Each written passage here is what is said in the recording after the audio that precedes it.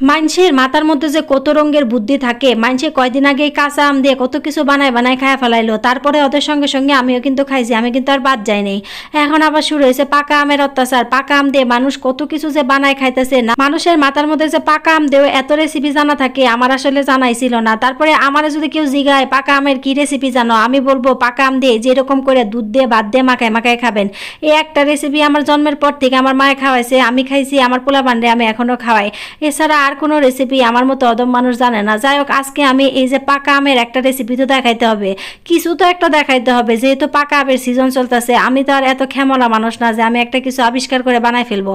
আমি যেটা জানি সেটাই দেখালাম। এই যে পাকা আম দিয়ে কেমনে কেমনে ভাত খাবেন সেটাই দেখাইতেছি। পাকা আম বাদ দিয়ে ভাত খাওয়ারও কিন্তু একটা সিস্টেম আছে।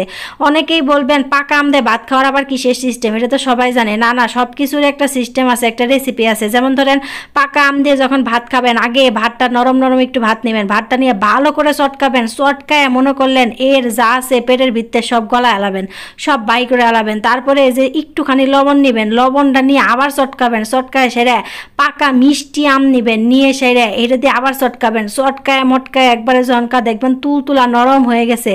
তারপরে নেবেন হলো গিয়ে যে এরকম ঘন সরলা দুধ, মানে উপরের যে সরটা থাকবো এটা কিন্তু সবটি কিন্তু আপনার বাটির মধ্যে থাকতে হবে। মেন একটা পয়েন্ট তো বললামই না, মেন পয়েন্টটা হলো গিয়া কি জানেন, আপনি যদি আম দিয়া দুধ দিয়ে ভাত খাইতে চান তাহলে আপনাকে অবশ্যই এরকম কাতাওয়ালা একটা বাটি নেওয়া লাগবে। যদি চিতনা একটা বাটি নেন, ওই বাটির মধ্যে যদি এখন ভাত খাইতে চান এই আম দিয়ে দুধ দিয়ে, তাহলে মনে করলেন কি জানেন কাহিনীটা ভালো হবে না, তাহলে আপনি খাইতেই পারবেন না। মা খাবেন কই, খাবেন কই?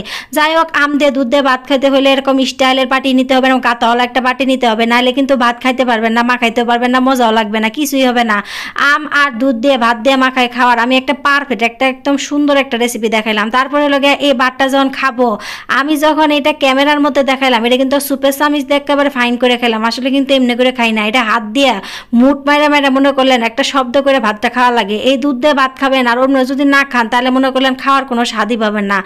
আমের সিজন আসলে আমার এই পাকা আম দিয়ে এটাই হলো আমার সর্বশ্রেষ্ঠ রেসিপি, এর উপরে কোনো রেসিপি নেই। আপনি যত কিছুই কন গা, আপনি যত কিছু খায় উল্টায় ফেলান গা, আমার কাছে এটা হলো গিয়ে সবচেয়ে পারফেক্ট এবং সবচেয়ে মজাদার খাবার।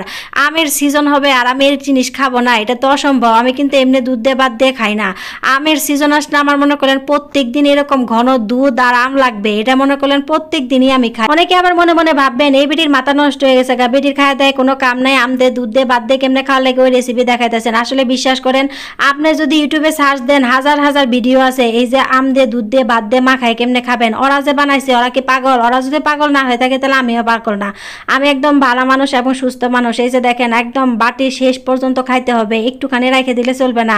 আর হলো গিয়ে কোনো কিছু অপচয় করবেন না, যতটুকু খাবেন ওইটুকু নেবেন। আসলে অপচয় করে হলো শয়তানের ভয়। যাই হোক, আমার ভিডিওটা কেমন লাগলো সবাই জানান। ভালো থাকেন, সুস্থ থাকেন, আর হলো গিয়ে একটা ফলো দেন, লাইক দেন, কমেন্ট করেন।